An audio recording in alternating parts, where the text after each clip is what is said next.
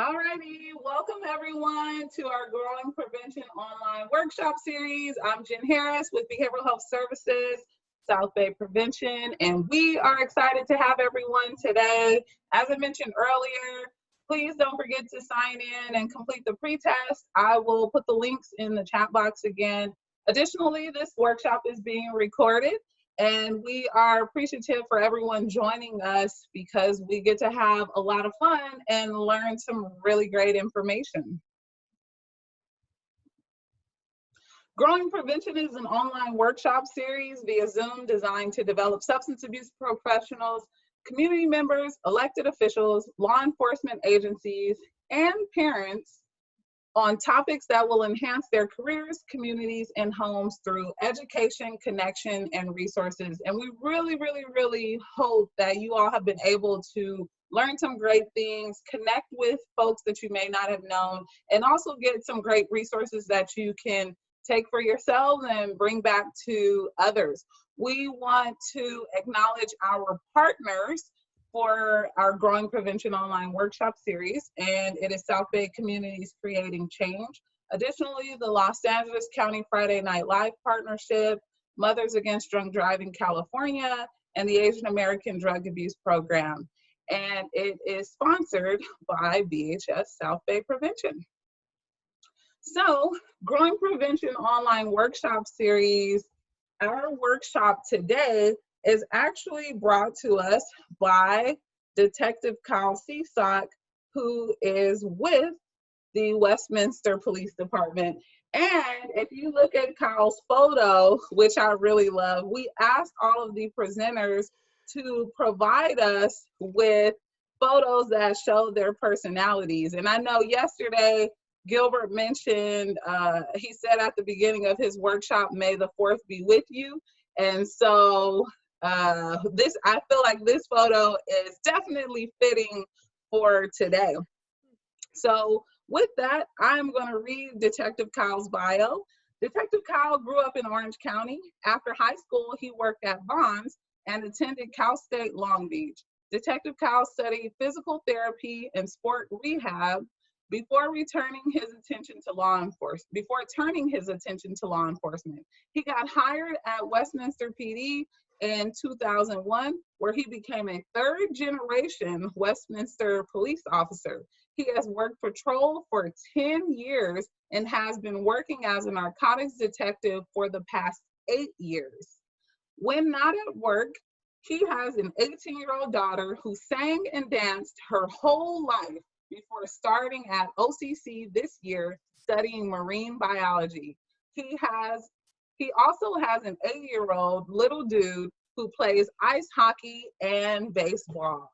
So with that, I am going to turn it over to Detective Kyle. Hi guys, thank you so much for that. Let me get my thing up and running. Okay, we good? Yeah? Okay. All right. Like she said, my name's Kyle. I've been doing narcotics and vice for 8 years now.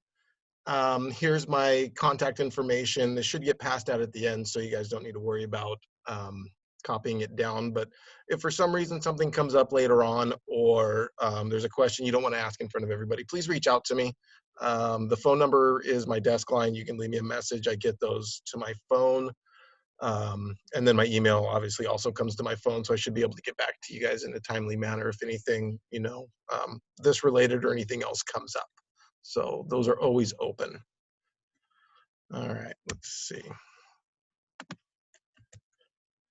Okay. I do this presentation for a lot of high schools, so this kind of comes up. And I know social media is a huge thing with the high school and teenage culture. And as you can see, there's my feelings on social media. It's just so dangerous on so many levels for the kids. We're talking, their own well-being, or, predators online and things like that. So just something as a parent or a role model or anybody with children, teenagers in your life, just be cognizant of social media. And I know you always hear it, monitor it. I cannot be a huger proponent of that, because what you don't know, they can get in trouble and slide down a slippery slope extremely fast. So here's kind of an example of some of the things that are out there. I mean, this list could go on and on and on. Social media is always evolving. Here's are just some of the big ones. I guess Facebook, I was told recently, that's for old people, so the kids aren't really using that anymore. But Twitter, you've got Twitter, and I think almost on all of these you can direct message, so it doesn't show up on an actual feed. So Twitter, Kick, that's kind of like using a, hey, you're not allowed to talk to somebody, so you get yourself a Kick account, and it gives you a different phone number and a different way to communicate without it showing up on your phone bill. Instagram, which is all photo-based for the most part, and kids run into issues with self-esteem, with the likes, and my friend liked it, why'd you like their photo, not mine, tons of issues there. TikTok's the really big one right now. Same kind of sort of situation with the self-esteem. Tumblr, Snapchat, YouTube. Musical.ly I haven't heard too much about anymore, but that one was big last year. Pinterest even, I mean, you can search Pinterest, and I know you and I probably use it for recipes and cool ideas, to keep ourselves busy. You can let your wildest imagination run and search it on Pinterest, and you'll probably come up with something. So also another way for people to communicate outside of the actual cell phone. WhatsApp is the same thing as Kick. It's a means to communicate outside of the actual telephone itself, so it's not going to show up on any call records. Something you guys will want to impress upon people, and maybe for your own knowledge, Snapchat and a lot of these other things, you delete them and they come off of your cell phone.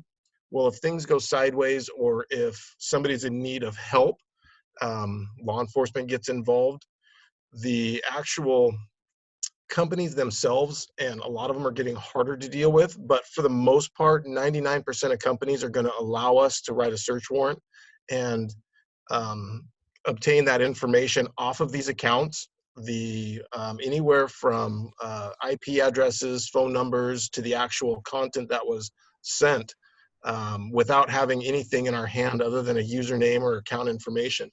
So that might be something you want to impress upon people, is A, it could be used to help in case of an emergency, or B, if you don't want people seeing something, I cannot impress upon people enough, then keep it off of your phone, keep it off of social media, because it's out there, and not only us, but there's also bad people out there that can get their hands on it through dark web and other means.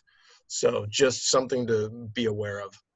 And as we go along here, if anybody has any questions, this is super informal, so raise your hand, type it in the chat box, however it may be, and we'll get to the questions as they go.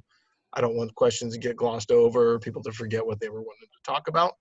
So feel free to just chime in, and we'll get to it. All right? Woo. Okay.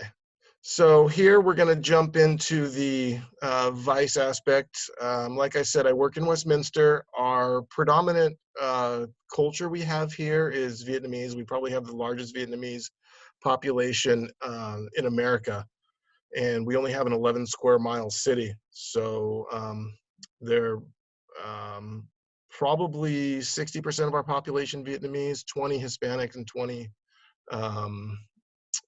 white or other. So we have a lot of unique things popping up in our city, and we kind of set some trends here. We border Santa Ana, Garden Grove, and then we have Huntington Beach and Seal Beach, which we don't see a lot of things bleeding in from Huntington and Seal so much, but for us, Santa Ana and Garden Grove are crooks, and masterminds kind of all congregate together.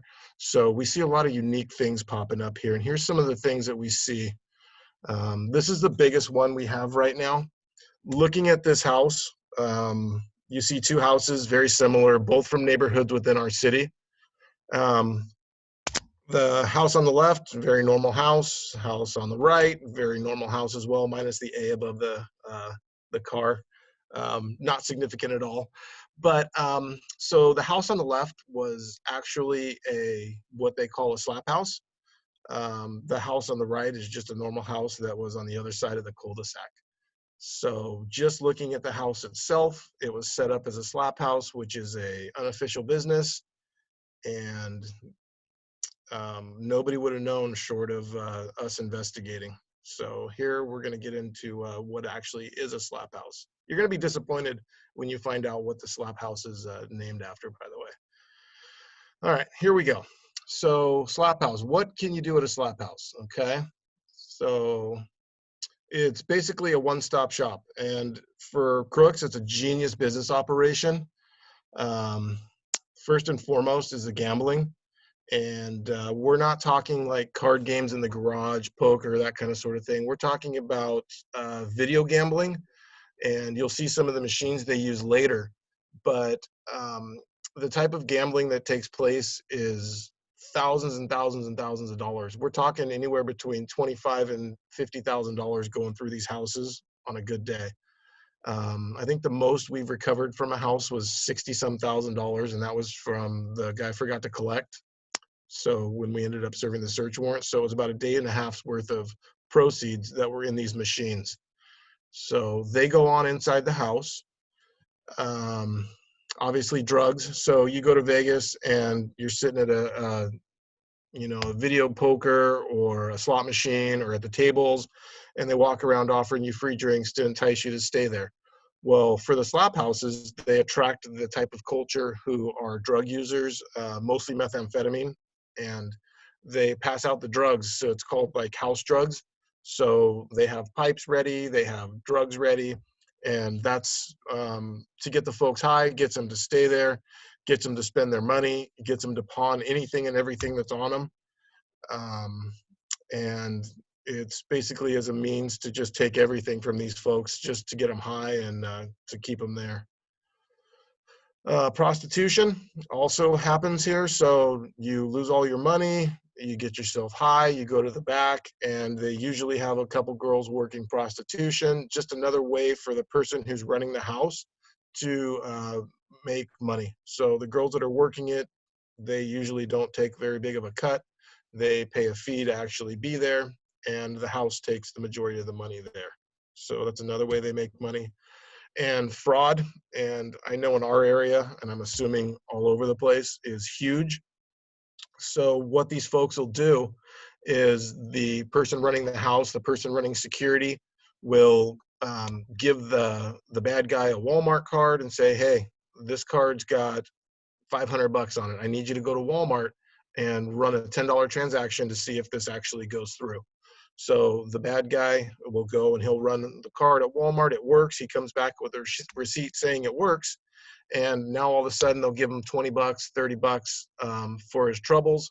And now guess where that money goes? It goes right back into the house. So now the bad guy knows he has a $500, $450 card that works. And the other guy did it for him for a small fee, and that money goes right back into the house. So it's a vicious cycle with these folks. So the hierarchy of the house will be, so basically you'll have your owner of the house or the manager of the house. That person is usually tied with either gangs or organized crime. So that person usually won't ever be seen. He's not on paper to rent the house, anything like that. He's the money behind it, and he'll send somebody usually once a day to come and collect money for him. And most of these people have multiple houses. So they're collecting $10,000, $20,000, $30,000 from each house a day. So they'll send their runner to collect the house, and then you've got somebody at the house who's actually managing the house. So they live there for free, but their job is to manage the house, to oversee, make sure the house isn't getting ripped off, to make sure that the people aren't, loitering outside, that kind of sort of thing. Basically just running the day in, day out to the house. That person will have people running underneath them that provide security. So those people man the door. Those people will make sure that the people that are gambling aren't ripping off the house, that those people are only staying in certain areas of the house where they're supposed to be.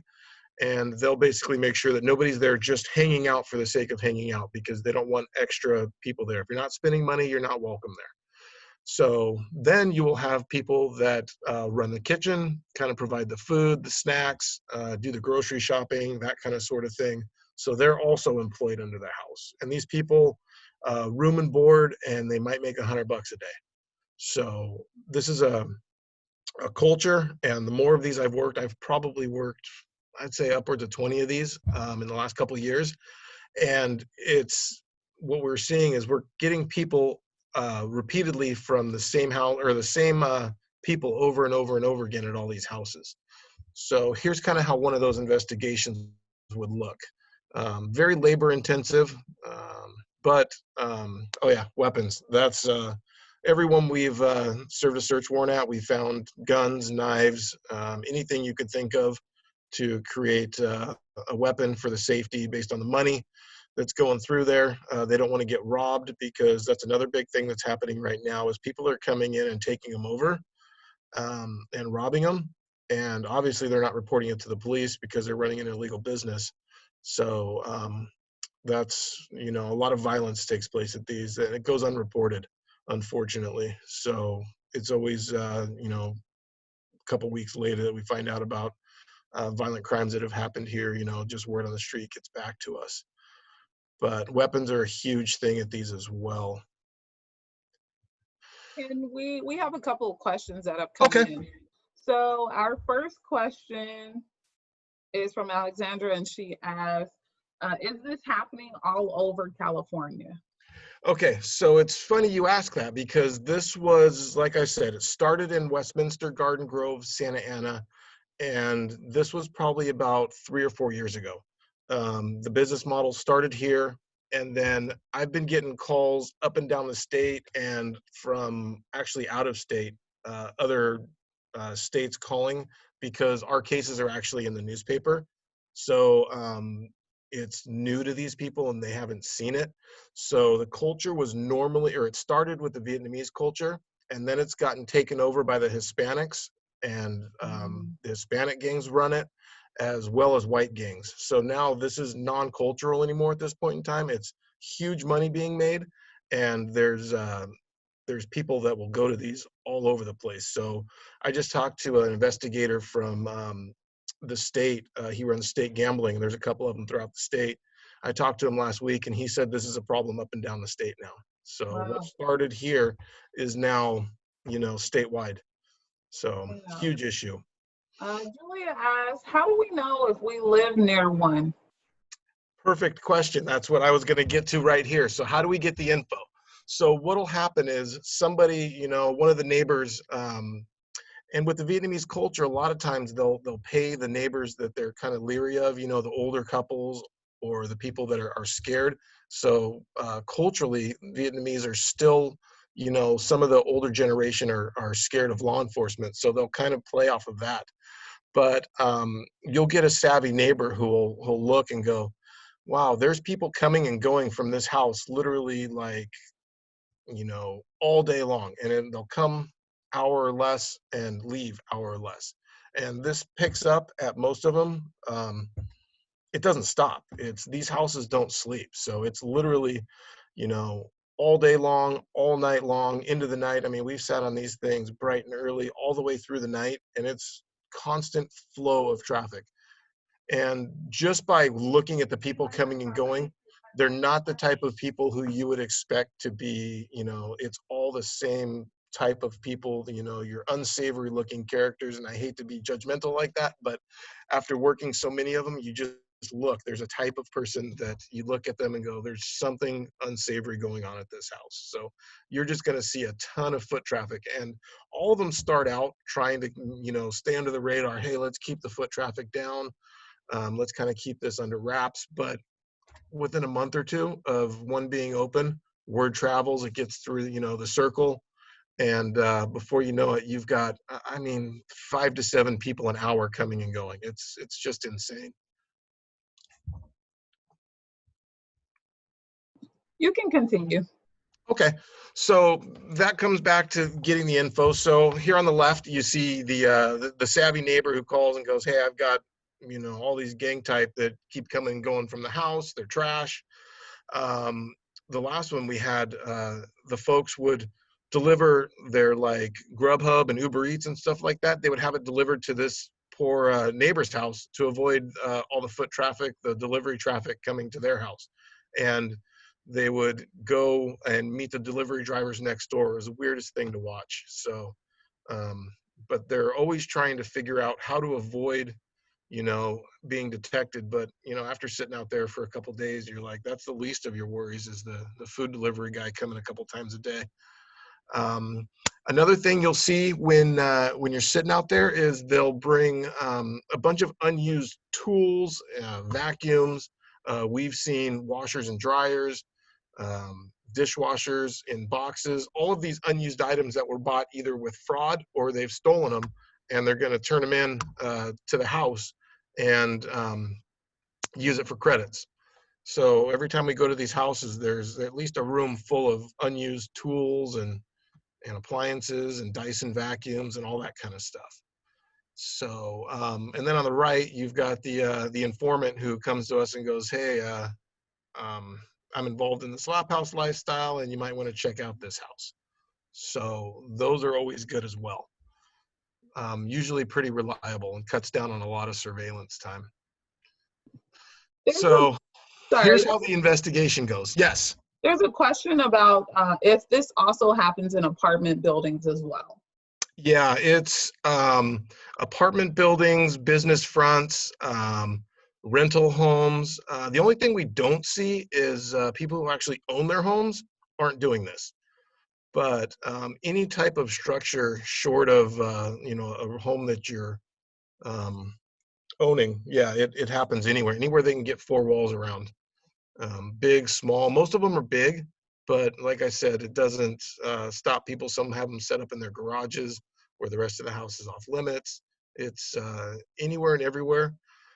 They can find the opportunity, and a lot of them will set up in locations that are hard to watch by police, end of cul-de-sacs, in like gated communities, in townhomes and apartments, to where it's almost impossible to sit and watch without somebody seeing you and sticking out like a sore thumb.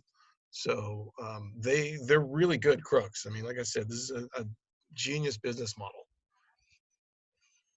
So here's how we get the case going. So we either sit and watch, and like I said, you've seen it once, you've seen it 100 times, the amount of foot traffic along with the types of people, or you find yourself a trusted and willing informant to go in, and we'll give them some money to gamble. They'll go in, they'll see what they see, and then come out and report to us, and that way we can cut down on the surveillance time. And a lot of times they'll have more intel on who's running the house and some of the names. And like I said, we know most of the players involved. So they'll usually come back with a lot better info, because the people that run the house, that actually stay there and manage the house, they'll stay within the house for weeks and months on time, and you'll never see them. They'll never come out. So that's one of the best ways we can get our information. And after we get our information, time to get a search warrant. We go over to the court with all our investigation. We go, Your Honor, we would like to search this house. Go ahead. And so we take our trusted search warrant, and here comes the SWAT team. Okay, so the reason we use SWAT is because of the weapons, and these people, from our experience in the residential ones, are kind of immune to law enforcement. It doesn't phase them anymore. So, you send some detectives up there to knock on the door, and you're not going to get any response. So we send the SWAT team in there. What they'll do is they'll open the front door, force the front door open, usually a back door and then a side window or something. And that way they will get eyes onto the place and kind of see who's who in there. We're talking usually no less than 15 to 20 people. I think the most we had was like 27 in a house one time. And so you've got, 25 people running around inside. So usually half of them will come out when the SWAT team gets there, and they've got to actually go in and get the other ones. We've had to deploy tear gas into houses before to clear them. We had people hiding in rafters. We've had people get bit by the dog that just don't want to come out. You name it, they just absolutely refuse to come out. So thank God we use SWAT, and it just so far it's gone smooth for the most part. But it's definitely something that's a safety issue for us normal detectives. So they do a great job, and that's how we make it safe on our end. So once they go and clear it and make everything safe, that's when this happens. Everybody ends up going to jail. So we've kind of progressed through our investigation. In the olden days, we used to, as we were just learning about these, we would try and figure out who was running the house, who had weapons on them, and everybody else would get kicked. Now we're realizing that everybody in the house has some type of reason to be there. You're not just at one of these houses just hanging out with your buddies, even though half of them will try and tell us that. So we've actually done a really good job partnering with our district attorney's office to get felonies getting filed now on the folks who are running the house, and misdemeanor charges on the people who we can't put to the house, but we're actually just there gambling. Unfortunately, it's illegal to gamble in the state of California. So that's what we've come across now, and we've really formed a good partnership, like I said, with our district attorney's office, and we're having a lot better luck having charges stick on everybody, because it was really frustrating to watch 17 of 19 people walk away, even though half of them are involved. So this also gives us a little bit of time to go through the house, and as you'll see later, you'll see some of the stuff inside the house that just blows your mind at how you can put people associated to the house.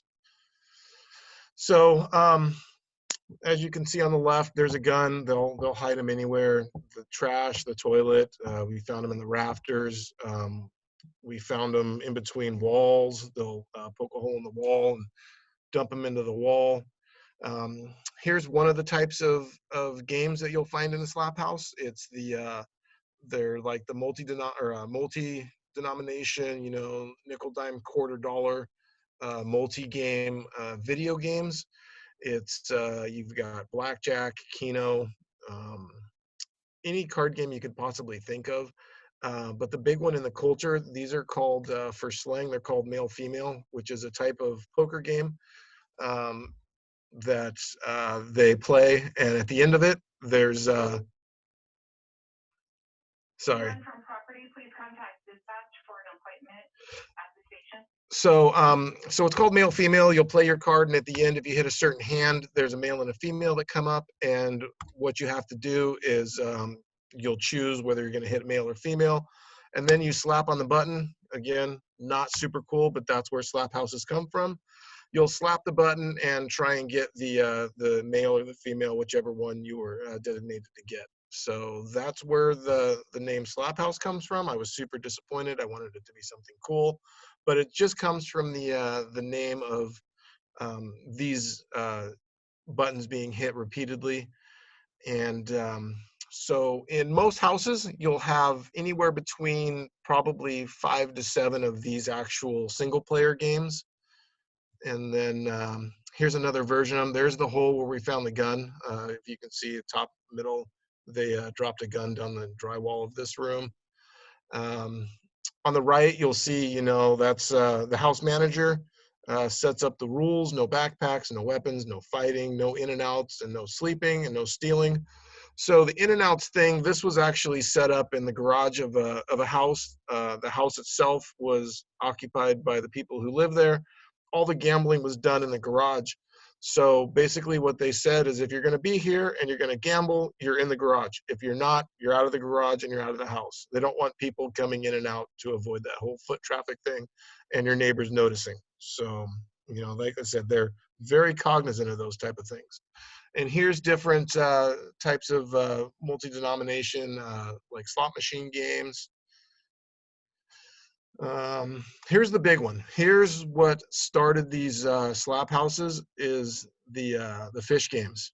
So anybody who's been to like Dave and Buster's or Chuck E. Cheese, you guys have seen the games where, you know, the little fish fly across and you use like a harpoon to spear the fish. The bigger the fish, the more points you get. Well, with these folks, what you'll do is you'll put in your money and the fish will swim across, and you'll use the joystick to aim your controller. You can make your shots anywhere from like a dime a piece to a buck or two a piece. And every shot has, whether you hit it, you gain credits, or if you miss it, you lose your credits. I've yet to see anybody who's actually won anything more than a couple $1,000s at these things. And most people pump in thousands and thousands of dollars into these things. So extremely addictive. 6 people will sit around and they will shoot their little hearts out at the fish. Here's some more examples of ones we've actually seized. Okay, as you can see, we hit this one bright and early in the morning, and they were still partying when we got there. And then you can see on the right, there's like a standalone poker game, and you can look at the snacks on the left-hand side of it. I mean, it's literally run just like a business. They do everything in their power to keep their customers happy and there because they're spending money. So the video surveillance, you can see on the right-hand side picture on the top right-hand side, every single one of them has beautiful video surveillance. They know everything that's going on around. So they always say, oh, we didn't know you guys were here, which we know not to be true because you can see halfway down the street and everything is usually crystal clear on these things. Can we pause for a couple questions or a few Yes. questions? So our first question is from Laura, and Edwina asked the same question. So the question is, have you seen an increase with slap houses since shelter in place? We have not. These, for whatever reason, we have not seen an increase in them. They bounce from city to city. When we got super heavy on ours, they ended up moving to Santa Ana. Santa Ana teamed up with a task force, and then they moved them to Garden Grove. So as of right now, I don't know. I know of some businesses that are being ran. I don't know of any residences right now in our city, which is amazing because we always have so many that do not, we don't have any that I'm aware of at the second. Okay. And Julia asked, what if they see people, especially younger people who are going in and out at night? They don't want to be friendly, they ignore the neighbors. Should they be suspicious? Absolutely. Anytime you're getting activity that's outside the norm.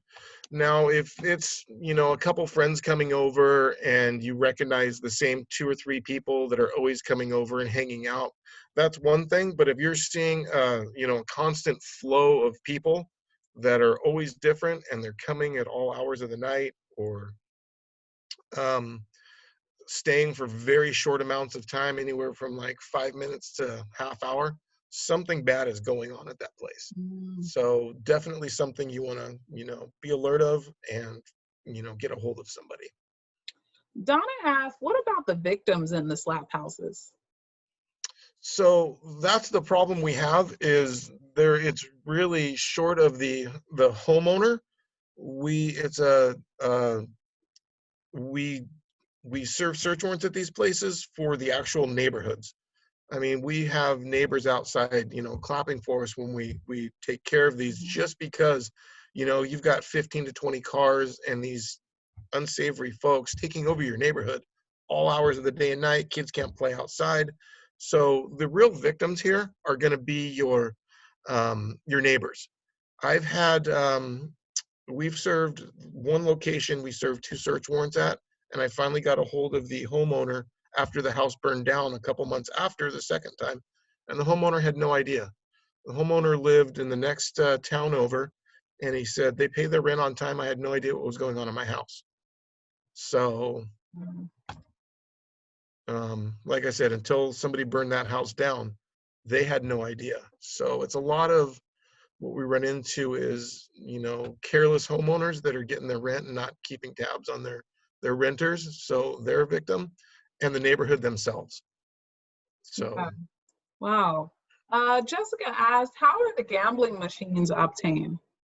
so we actually have a factory here in Huntington Beach that sells them.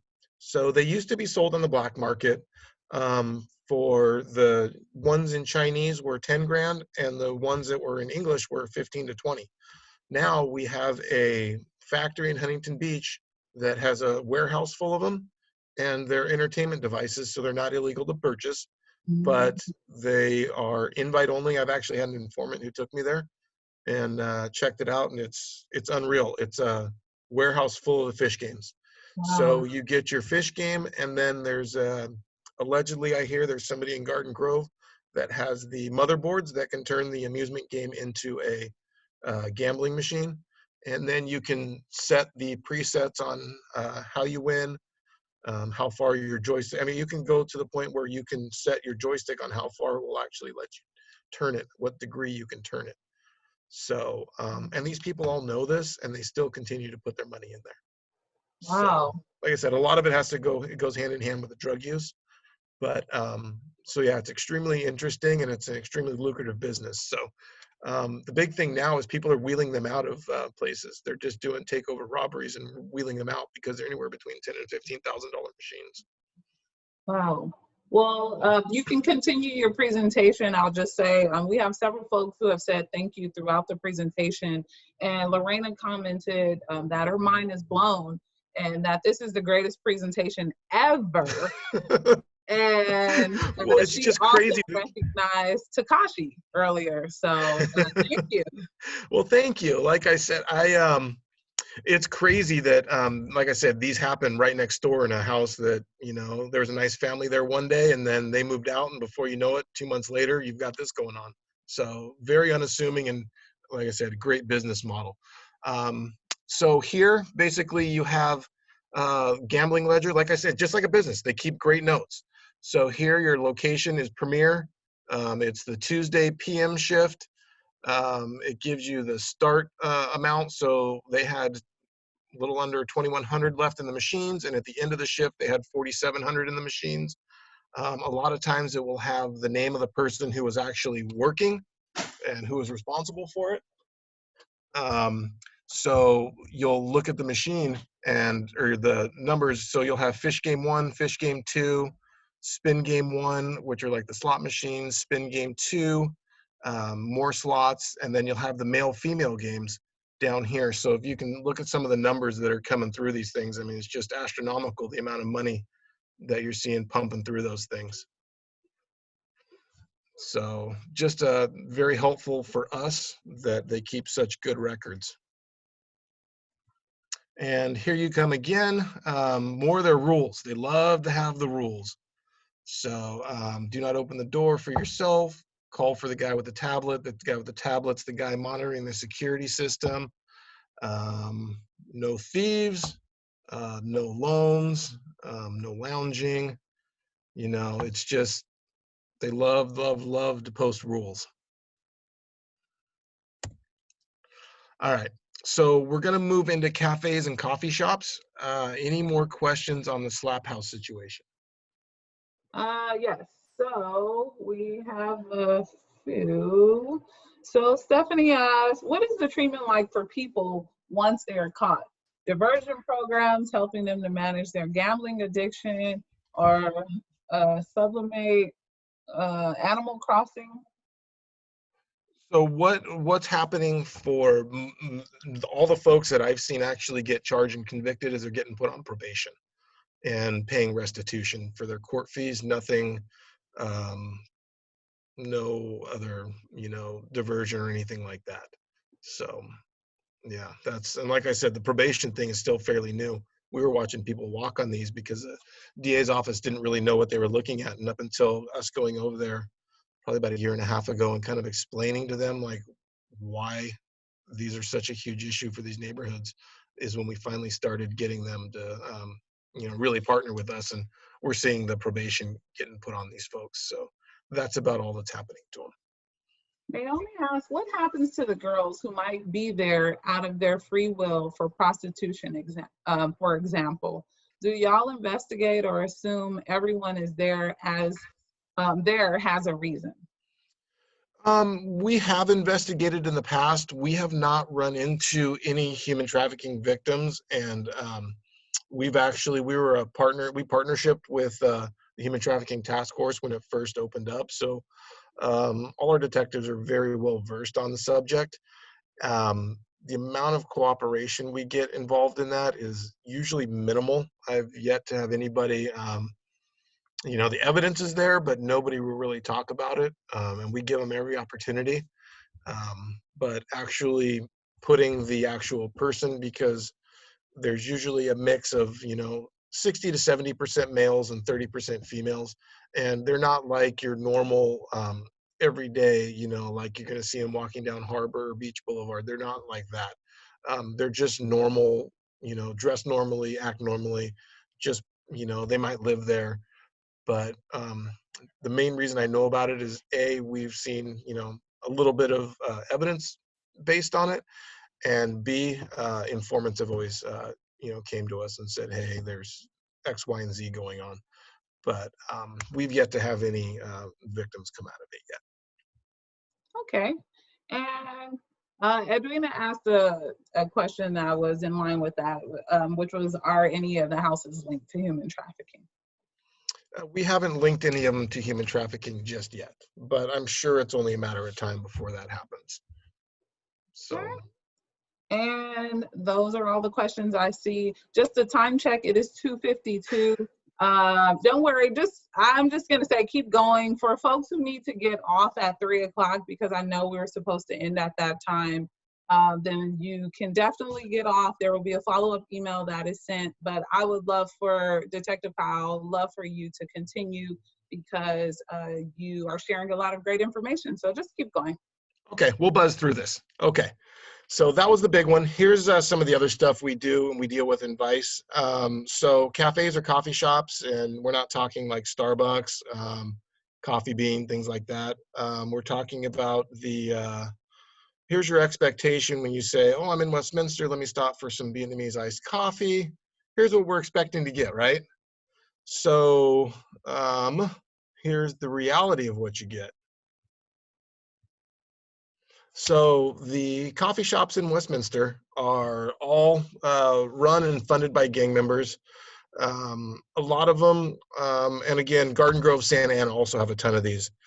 Here's one we served a search warrant on. The second one down, as you can see, there's a fish game in there, and then there's a bunch of those tables lined up. Those are the male-female gambling games. So long story short, how these things work is you'll come in, you'll order your cup of coffee, and predominantly male customers. If there's any females in there, it's extremely rare. So you'll have your male customers. Females are dressed in lingerie or bikinis. They'll bring you your $7 or $8 coffee, and the green tea is served like water there. So you order one coffee, and then anywhere between $7 and $10, and then your green tea they'll keep refilling it.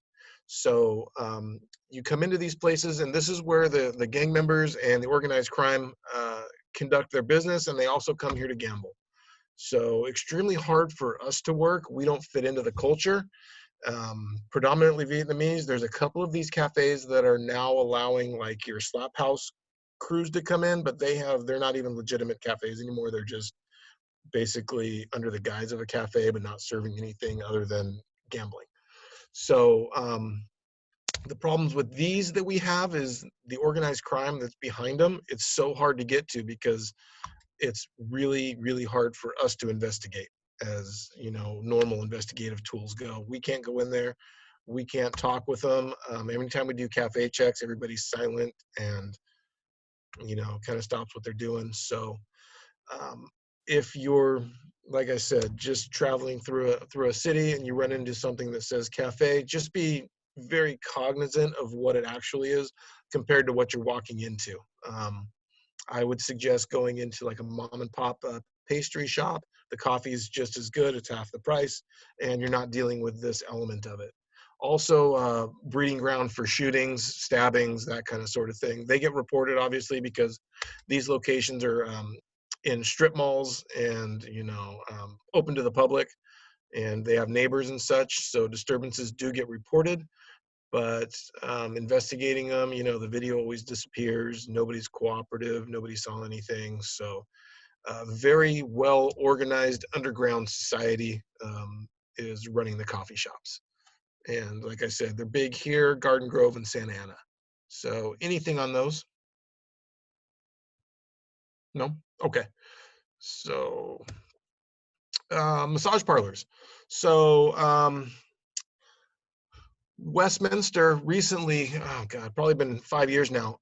We used to have ordinance that differentiated between, and I don't know any of these cities that you guys are involved in still have the massage versus the reflexology. So if you had the massage certification, you could do full body massages. If you had the reflexology, under the guise of reflexology, you could do from elbows down and knees down. Anybody could do it. You didn't need to be certified. So what we dealt with for many, many years was people operating under the guise of reflexology and actually being full-blown massage parlors. Like, you don't need, the massage beds and the private rooms and stuff if you're just getting elbows down, knees down done. So we dealt with that for the longest time. So we finally adopted an ordinance in our city and said no more reflexology. We're just going to do straight massage parlors, and we had upwards of 100 in our 11 square mile city. We still have strip malls that there's 3 or 4 of them in a strip mall. So we grandfathered in, hey, you guys are here, that's great. You can't change ownership though, and everybody has to be X amount of yards away from each other to open a new one. So we've gone from over 100 to, I want to say we're down in the 60s now, which is amazing.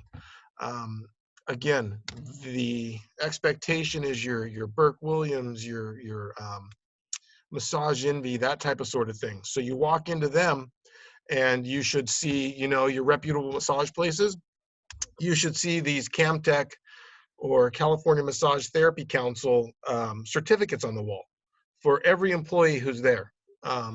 It's not a state regulation, but Westminster, along with a bunch of other agencies or cities around in Orange County, have made it a point to, you cannot be a massage therapist in the city based on city ordinance unless you have a CAMTech license. So that was another way that we kind of got rid of our unlicensed folks. You have to go through the training, you have to pay for the certificate, and it's doable, but you just have to go through things the right way. And it kind of weeded out a lot of our problem businesses. So you walk in and you see 10 people working there, it's a $25 massage. That sounds great. Well, hold on, you're thinking in your head, oh, this is weird. I only see 1 certificate or 2 certificates. And there are names of people who, don't match who's working here, that kind of sort of thing. That's a heads up for you, obviously, to probably avoid a situation like that. I mean, I know it's hard to turn down those $25 massages, but, most of them aren't licensed, don't know what they're doing, and you're going to end up getting hurt.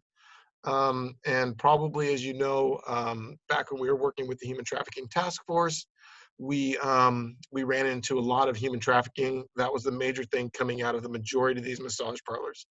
So we worked those for a long time and we're very successful with them. But the problem now is that we're running into is it's kind of gone full circle to where the folks who are running these have become savvy to the investigative skills and kind of work their way around the way we operate. So grabbing those cases is a lot more labor intensive, and we really haven't had a good one actually from a massage parlor in probably, I'd say probably a little over a year. So, but yeah, we still partner with Anaheim's Human Trafficking Task Force and that type of sort of thing. So any questions on massage parlors? No? Okay. And last but not least, we have our lovely ABC establishments. Our city is extremely unique. I didn't know such a thing existed until I worked here. We used to have probably 8 or 9 bikini bars where there were actual bars where the bartenders wear a bikini. And it's the weirdest thing ever, and it attracts nothing but unsavory folks. Now we're down to, I want to say, 3 or 4 of those left in the city, not creating nearly as many problems as they were. Um, we do everything. We partner with ABC. We've partnered with them 2 years ago, and then again every couple of years we partner with them during a grant program, and we end up going into the bars. We start out with education. We host classes here at the police department. We go into the bars. We educate them on the rules if they're for some reason outside of their license or anything's askew. ABC's big on the teach, teach, teach, help them learn, help them learn, help them learn before you actually go out and enforce. So we do a lot of very gentle instruction with the bars. Some of the other programs we run with ABC, we do the minor decoy, to where we will get underage folks, usually have to be 18 or under. They want it to be very obvious. Send them into liquor stores, grocery stores, and have them attempt to purchase alcohol. Everything ABC does, they want the actual licensee to be set up for success. So they make sure the kid looks like they're 16 to 18. The kid cannot have a fake ID. If asked, the kid has to say how old they really are. So the licensees are given every opportunity to succeed. And you know what? We never fails. Probably 50% of the places we send our decoys into end up selling, because I don't know if it's people, you can see people panic. They'll look at the ID, even though it says age 21 in 2023 or whatever it may be. A, they don't know what they're looking at, or B, they just, the math doesn't work that day. So they end up getting a ticket to the individual as well as the licensee, and they're not cheap. So like I said, we give them every opportunity to succeed. We also have minors standing outside of ABC establishments to kind of, I guess, educate adults on the dangers of providing alcohol to minors. We have them try and solicit beer from adults. Again, we don't, if there's a language communication or if it's an elderly person or something like that, we don't target them, or people who are completely preoccupied with 7 kids and they're doing whatever they're doing. It's, usually one-on-one contacts, and it's a written script. Hi, I'm so-and-so, and I'm 17 years old. I can't buy beer. Would you like to purchase beer for me? And again, more often than not, it's, we get probably 50% of the people they contact that'll come out and furnish beer to them, just because, A, they feel bad or they think they're doing the right thing. And so that's another chance we get to educate those folks. And then other than that, pretty straight up, we keep close tabs on our excuse me, on our nightclubs and our bars, and yeah. And I think that's it. Any questions on the ABC stuff? Cool. Alexandra says that she works with teens and was wondering if you have seen any new trends among teens recently, especially since shelter in place.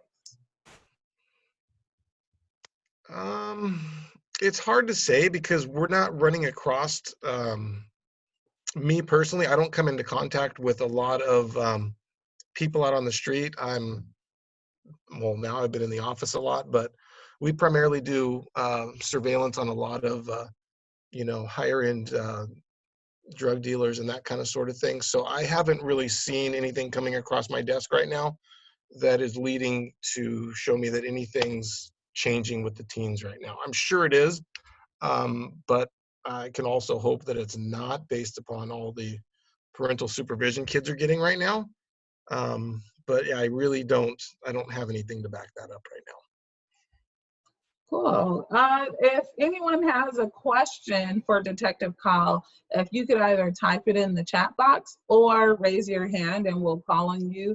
Additionally, the questions do not have to be focused on ABC establishments. It can Yeah, be questions that you may have thought of around slab houses or cafes and trends. I will mention that Gabriella mentioned in the chat box that, or Gabrielle, I apologize, that Gabrielle's actually been to one of those before, one of the cafes, and it's definitely a weird vibe. yeah. It's if you're not a local, you get a very unfriendly vibe, like you don't belong here kind of sort of thing. It's And different. I'll add too, I've had adults tell me that when they were younger, they used to ask adults, stand outside liquor stores and ask adults to purchase alcohol and cigarettes for them, or they used to have to go to the store and get cigarettes or alcohol for their parents. And so they feel like it's okay because they did it. Yes, that's a lot. The biggest thing is I was just being cool because I used to do this. That's the biggest thing that people will come up with. Jessica asked, have you seen any activity in the Antelope Valley? Mm-mm. It's a little too far out of my reach. I don't know much that's going on over there. Yeah. Cool. Any other questions for Detective Kyle? Jessica says, thank you. Edwina says, this information is awesome. And Lisa says, thank you, helpful. Julia has thanked you several times and mentioned that this isn't information that she's ever heard. And we've had several folks in the beginning mention that this was new information for them. So we definitely appreciate you for sharing the information.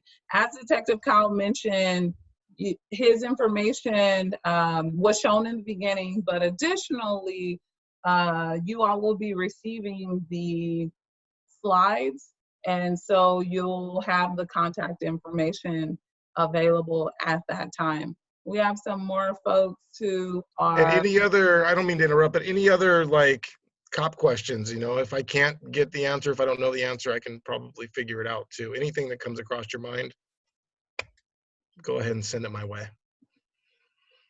any cop questions? That's good. Just like the children, just like the children. Yes. Someone's like, I know someone, can you run a background check on Yes. them? You. Okay, so let me share my screen. We have folks saying that it was an eye-opener. They appreciate your expertise.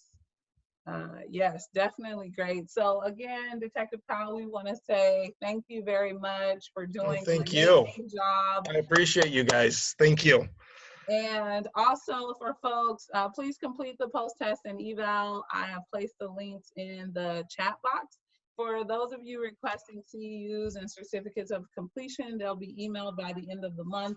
I mentioned previously that we have someone from our HR team who's working on them, and she is a person of one, a team of one. So please be patient in getting your certificates and CEUs, but we'll definitely make sure you get them. Also, continuing with our workshops on May 6th, which is tomorrow, we will have the ABCs of developing engaging curriculum. Thursday, we will have facilitating online like in natural. And Friday, we will have results versus service-oriented leadership.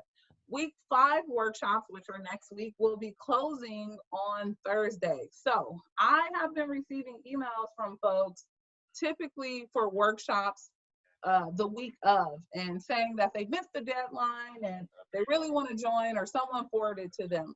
I'm going to encourage each of you to forward the information about next week's workshops to folks that you know. So that way they can register on time and will be able to participate in the workshops. So next week we have some great workshops: LGBTQ+, understanding the T, general information on problem gambling disorder, human trafficking, and CSEC for service providers, vaping, smoking, cessation, and COVID-19, and also mindfulness. And then the following week, beginning on May 18th, we will have more workshops that week.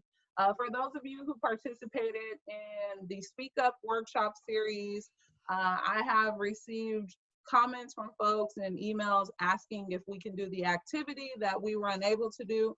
So we will be doing a part 4 called Revenge on Public Speaking. So we are going to be able to do our final activity, and that will be on May 20th. And Detective Kyle unfortunately had to fight crime on April 23rd and was unable to do his drug trends workshop.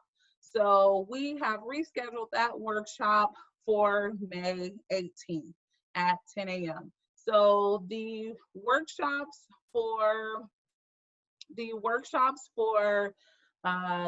week of the 18th will come out to everyone or be sent to everyone starting on Saturday. Registration will open and you are able to sign up. So looking at the chat box, we have, thank you so much.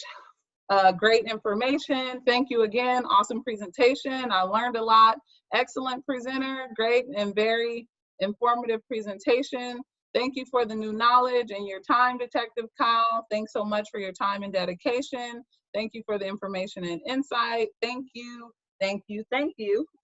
We appreciate you for sharing. And the last thing I'll end with for folks is we are going to be doing a repeat of 10 workshops, and we will be reaching out to you all during the 6th week, which is the week of the 18th, to find out from you which workshops you think should be repeated or you'd like to see again, and we will have those begin in June. So that is it. Thank you, everyone. Thank you. Thank you. Thank you. Thank you. See ya. Bye. And Kyle, stay on, please. Oh. Yeah, thank you.